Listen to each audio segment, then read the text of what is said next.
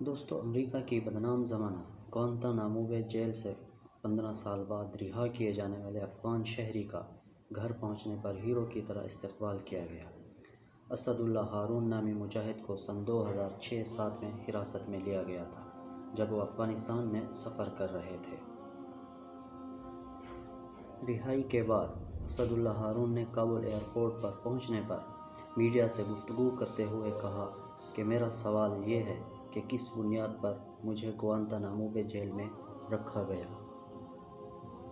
امریکی حکام کو دنیا بھر میں گوانتانامو بے کی جیل کے باعث سخت تنقید اور وہاں قیدیوں کے ساتھ روا رکھے گئے سلوک کی وجہ سے سبکی کا سامنا کرنا پڑا تھا۔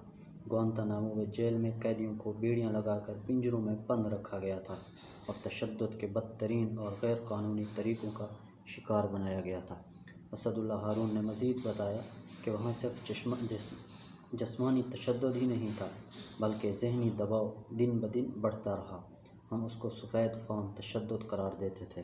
اسد اللہ کی رہائی پر ان کے گھر میں جشن کا سماں تھا۔